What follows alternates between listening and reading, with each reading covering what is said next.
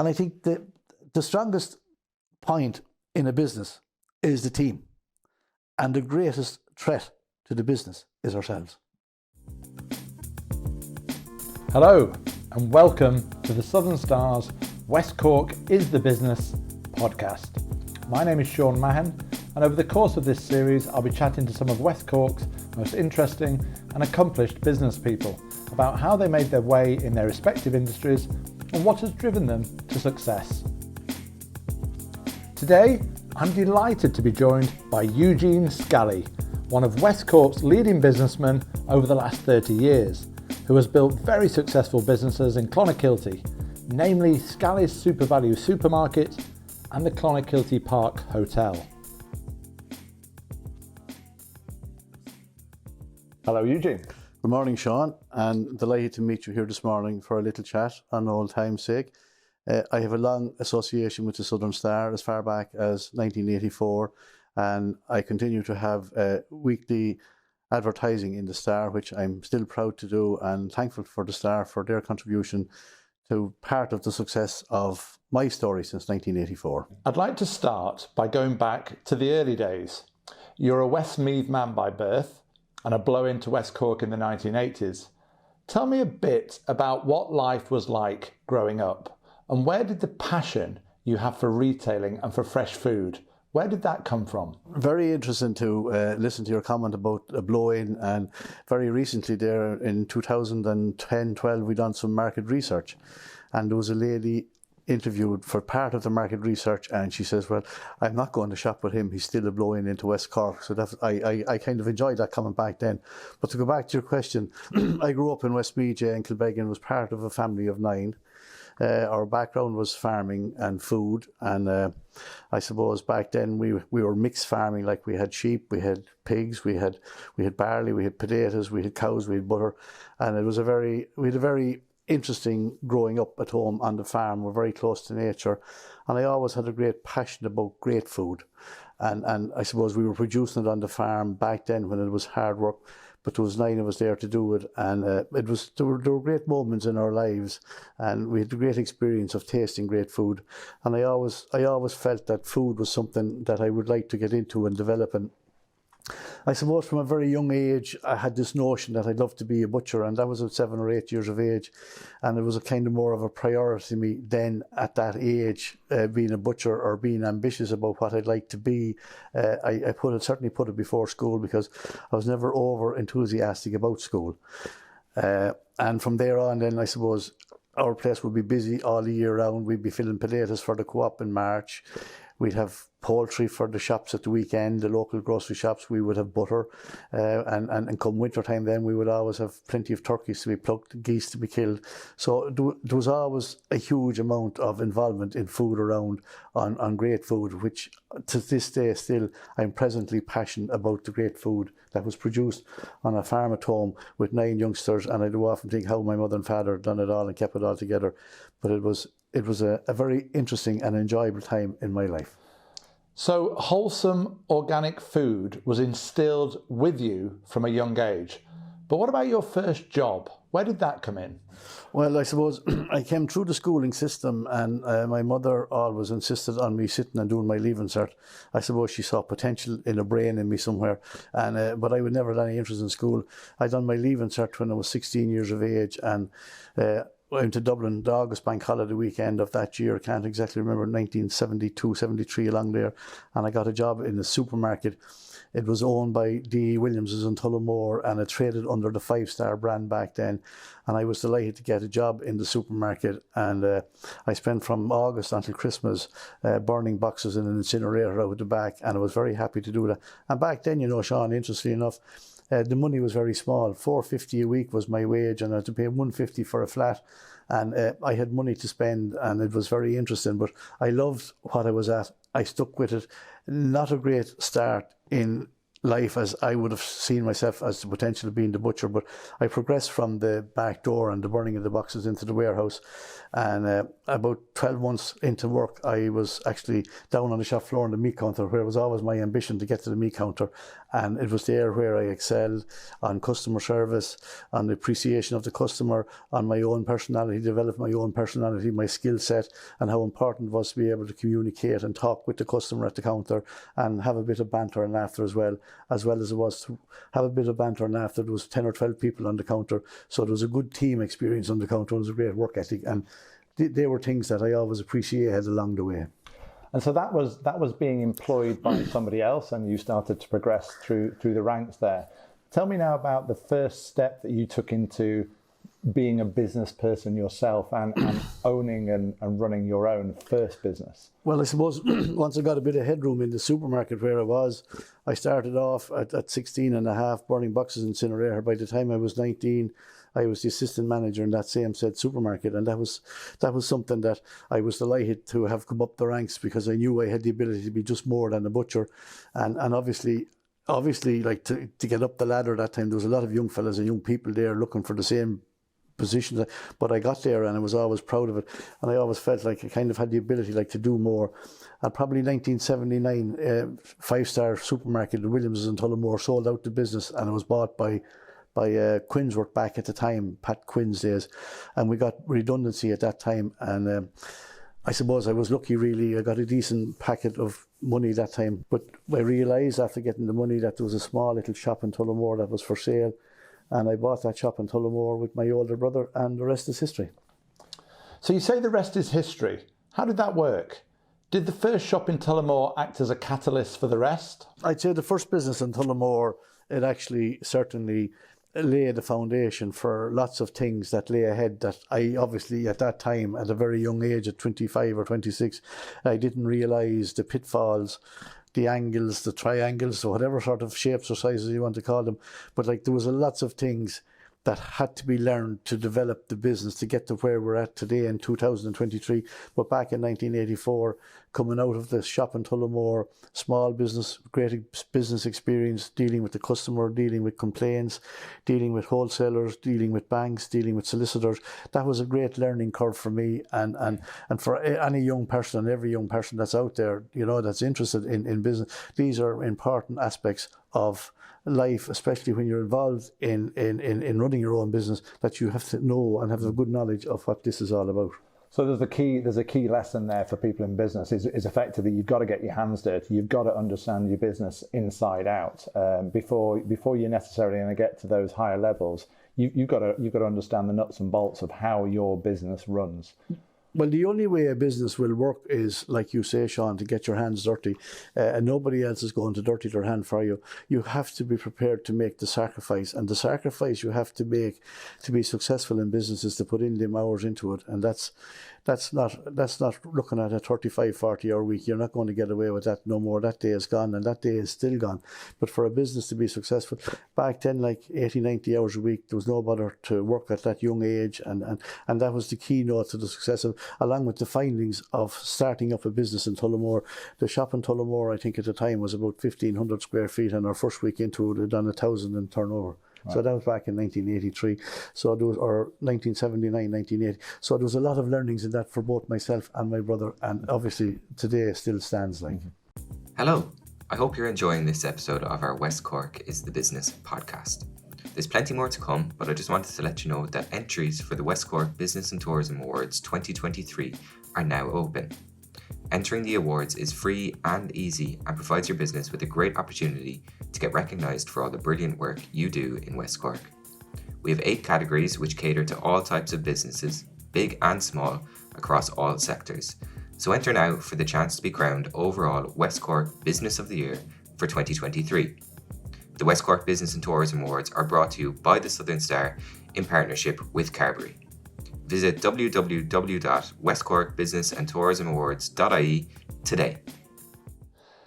And tell me about your first impressions of Clonakilty, because I don't think you'd been down to this part of the country before. It was very interesting, actually. Seán Scally was working in Cork at the time. He was working in Musgrave, and he was responsible for the development of the SuperValu brand within the Musgrave organisation.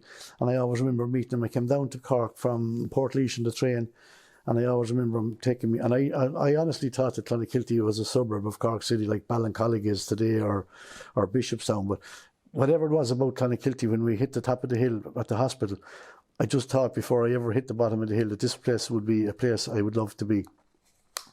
And we got to the bottom of the hill, there was a derelict garage, and that was the site that Seán Scally brought me to, which was interesting about the garage. It was owned by Jimmy O'Donovan and Michael McCarthy of Carberry Plastics back then, and they were the actual sellers of the site. And Musgrave bought the site, and myself and my older brother bought the site off of Musgrave. And it was interesting how it was Michael McCarthy back then, and today Michael McCarthy and myself are in some way still involved in organised things around the town of Clonakilty, which is something we're proud of. And this was in the 1980s, when there was a lot of commentary about tough economic times in Ireland. So how did you find it, trying to set up a business in that climate? Interestingly enough, I wasn't aware of the situation where Ireland was that time, and the recession or the depression or whatever you want to call it, young people leaving home. I never thought of it. I came to Clonakilty to do a job. I worked 7 days a week. I worked 80, 90 hours a week, and that was all I was focused on, was having a successful business in Clonakilty. So since that beginning, your SuperValu store has become one of the most successful, not only in West Cork, but also on the island of Ireland. Looking back, you must be very proud of the journey you've been on over the last 30 years. But the first year was tough. Getting to know people, getting to know our way around, getting to know the ordering system, everything had changed again. We went from ordering on a book to a plough to different dealings with banks and solicitors. Obviously, the business had grown, more people employed. Never had a problem with people working, by the way, and it was always a great experience. And I always thought, from a very early age, that I would never refer to my people that were working with me as staff. I think it's a cheap word. I never liked it.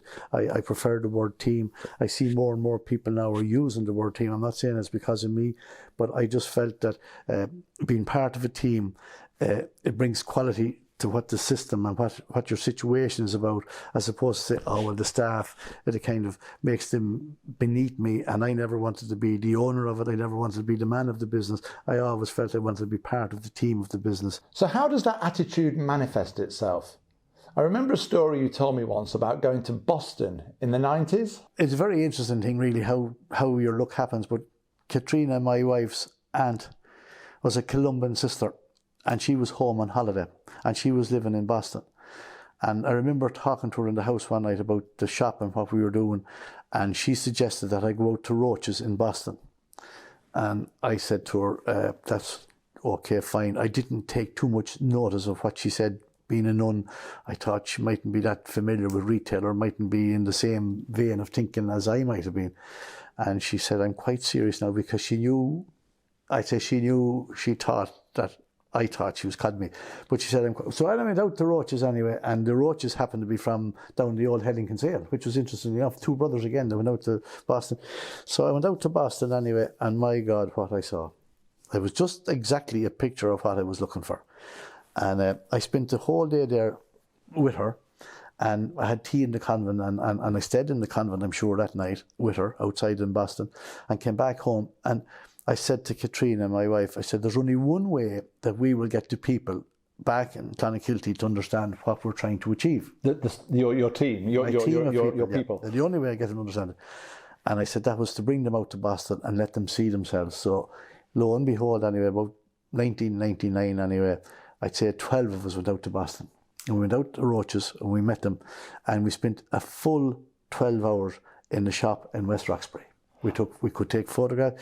The Roaches were absolutely fantastic. Took us up to the boardroom, had tea and scones and croissants, had hot lunch for us in the middle of the day.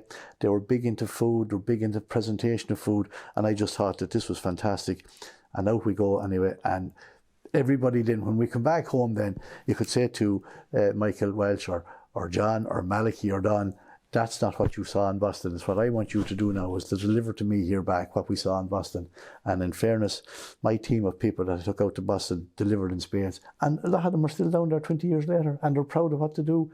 And they have been proud of the awards they have won. They've won all sorts of fresh food awards, supermarket store of the year, SuperValu of the year. We've won all sorts of awards.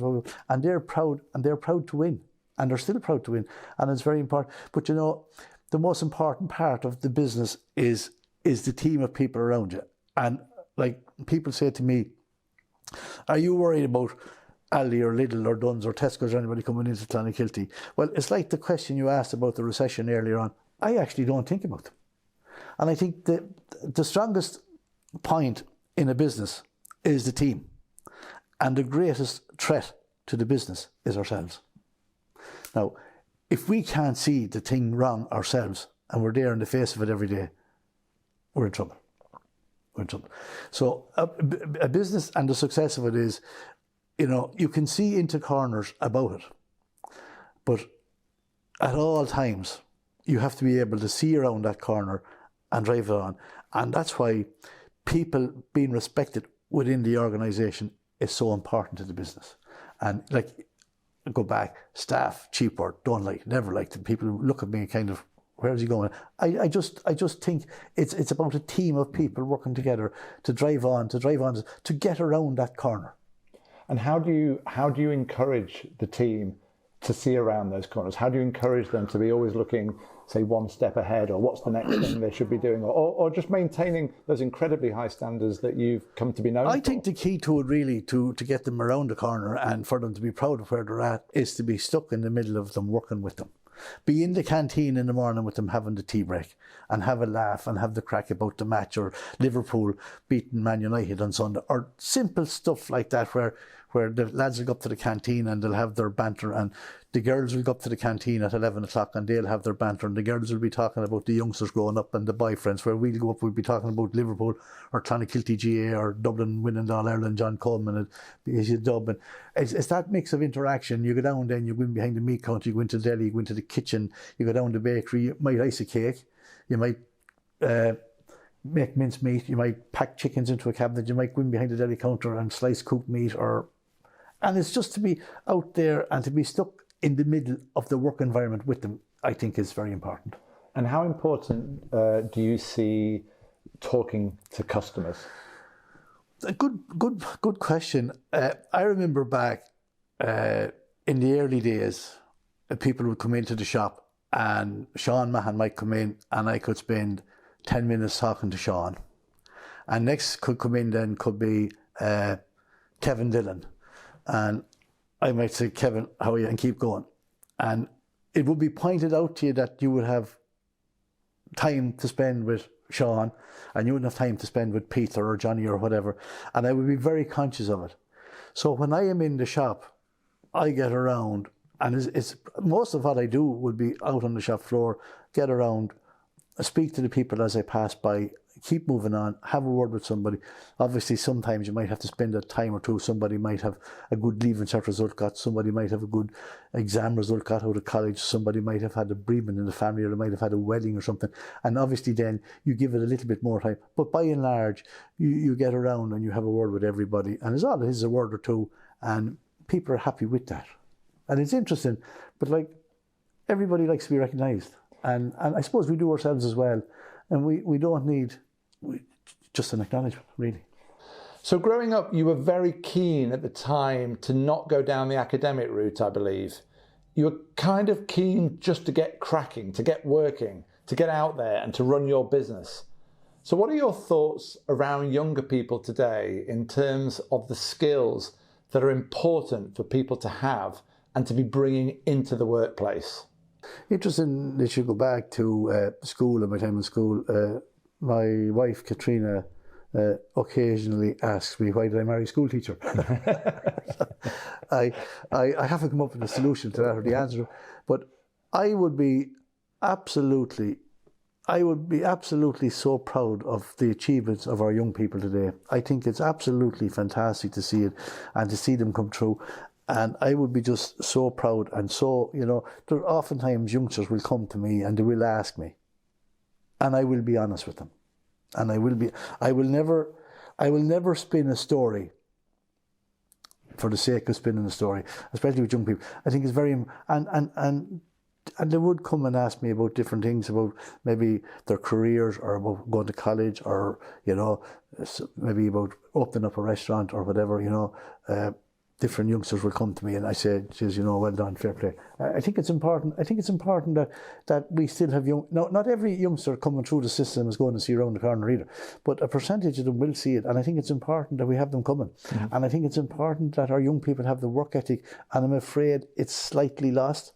I think youngsters are 24 before they're finished in college, and, you know, I do say to my own young fella, who's 28.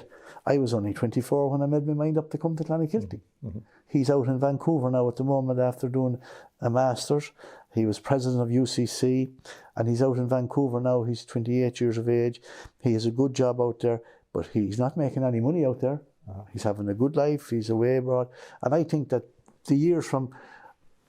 I think they're crucial years in young people's lives from 20 to 40, because that's the gap where you're able to work the hours, mm-hmm. where you have the energy to work the hours. Mm-hmm. I remember staying in digs in Clonakilty back in the day, and we were in an excellent house downtown, and the lady of the house occasionally she used to be upset with me, and she used to say to me, she says, "You will kill yourself working." But I was 26. Yeah, you were a young man, bags of energy and drive. And the only place I ever went to then was to the football field. Yeah. Yeah. But I could go in the shop. I'd be up in Cork in the morning at 4 o'clock in my van. I'd be home with fruit and veg. I'd have it on the shelf at 8 o'clock or half 8. And then you were working a long day and probably going to football in the evening. But I was dead happy to do it. But like, see, the youngsters there now, this thing is like, when I was in school, when you done second year in school, you done such a thing back now and then was the group cert. Mm-hmm. And any fella that wasn't that interested in school, he would do mechanical drawing, metalwork and woodwork. And when he do the group cert in second year, most of them were gone out to learn trades at 13 years of age or 13 years of age. And I always remember, my mother insisted on me doing the leaving cert. And my older brother was only a year older than me. By the time I got to do my leaving cert, he had a brand new car at home in the yard, and I hadn't a penny in my pocket. Which you were probably eyeing enviously his new car. But like, the whole point of it was like, there's an extra year to leaving cert now. Yeah. You're not allowed to go to school out till you're 5. I went to school at 3. Mm-hmm. You're not allowed to start now. My grandchild wouldn't be taken in school there in September because she was only 4. She's actually 5. Her birthday's tomorrow. My grandchild is 5 tomorrow, Adeline, and she was too young to go to school, so she will start in September. She has 6 years to leaving cert, and she'll have 4 or 5. So by the time that child is ready to go, she'll be 24 or 25. And every youngster that's her age today, male or female, boy or girl, it'll be the same. I have John Cormack down there, he's my electrician for the last 35 years. Timmy Hennessy, my builder. Ray Joe Barrett, they have no youngsters working with them. Mm-hmm. Timmy Hennessy's well up there. John Cormack told me the other day he was getting the free travel, and Ray Barrett has retired.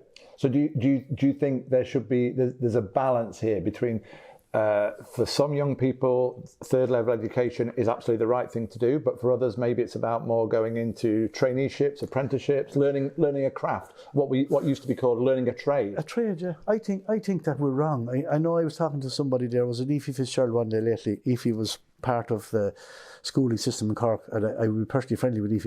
But Aoife said like that they have to sit the leaving cert now. I think that's wrong. Yeah. I like a young fella sitting his leaving cert now, he's 19. Sure, when my brother was 19, he had his apprenticeship service to carpentry. Yeah.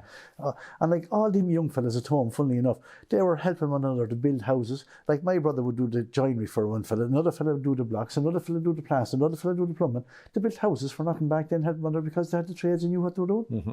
But now like we're going to school and there's no youngsters in the trades anywhere now, and I think it's very, very wrong.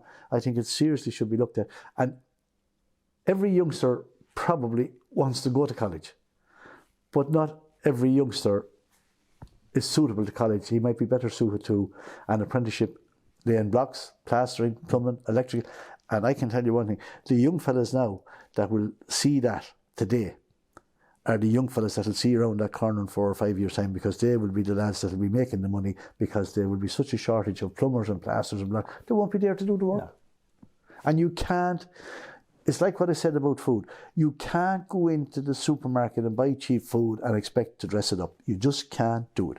And you cannot go into a college above in CIT or wherever you go and learn plumbing or electrical or plastering or blocklaying out of a book. Can't be done. Mm-hmm. Eugene, we're nearly at the end of our conversation today.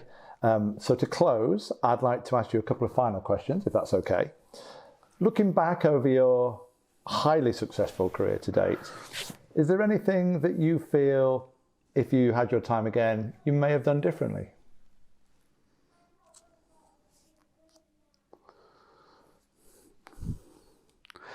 No, I'd say. Okay. No, I'd say, I suppose, being reared in a big family, I suppose we loved the company.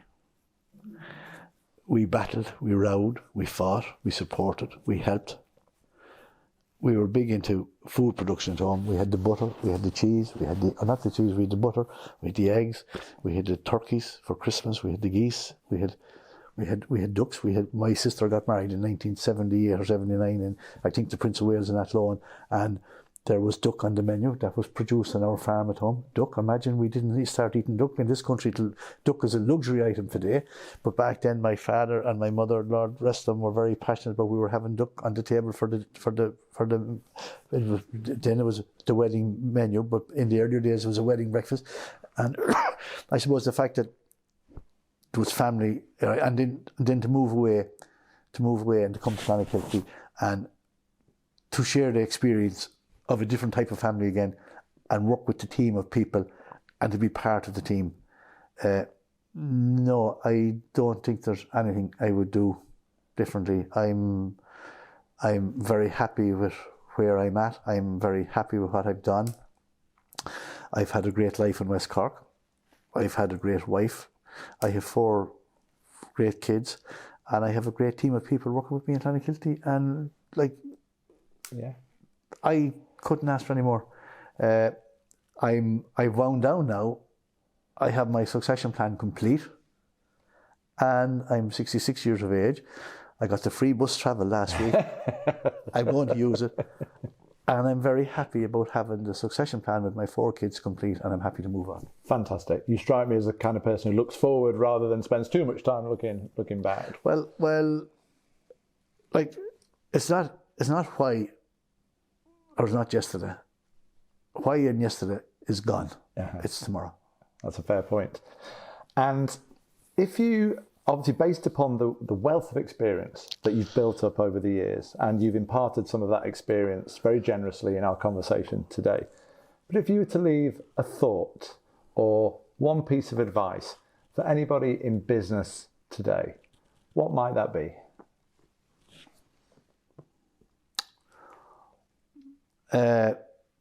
If I was to, the first thing I would say is don't be afraid to work hard. Don't be afraid to dirty your hands. Get stuck in. But I think that the youngster coming through the system today, starting out, that's going to work the 80 and the 90 hours a week that I worked, should not be punished in his income for working 80 or 90 hours. He should be rewarded for it. I think we should encourage it. Okay. And I think the best way to encourage anything is in your pocket. Mm-hmm. And like if a young fella works 2 hours overtime now in the morning, half it's gone in tax. And a young fella starting out in business, and we need those young people starting out. We badly, badly need them. But like if a young fella going to work 80 or 90 hours a week, he has to be rewarded financially for his efforts. Mm-hmm. And I think that's something that seriously should be looked at and considered. I know it's going to be difficult, but like, if you're going to get a young fella to do what I done back in 1980, like, he's not going to do it because he's going to be screwed for tax. Eugene, it's been an absolute pleasure talking with you today on the Southern Star's West Cork is the Business podcast. I've really enjoyed our conversation, and I'd like to wish you every continued success with both Scally's SuperValu and the Clonakilty Park Hotel. Thank you sincerely for being my guest today. Well, thank you, Seán, and I hope that there's some youngster out there that finds some angle or corner around it that will encourage them to be determined to get that business around the corner and I'm never too far away if somebody wants a word of advice. Thanks for listening to the West Cork is the Business podcast. We'll be back again next week with another episode, this time featuring CEO of Clonakilty-based Global Shares, Tim Houstoun. If you enjoyed this, please rate, review and subscribe wherever you get your podcasts. And don't forget, the West Cork Business and Tourism Awards are now open for 2023. The awards are brought to you by the Southern Star in partnership with Carberry. So visit westcorkbusinessandtourismawards.ie to enter your business today. Thanks for listening.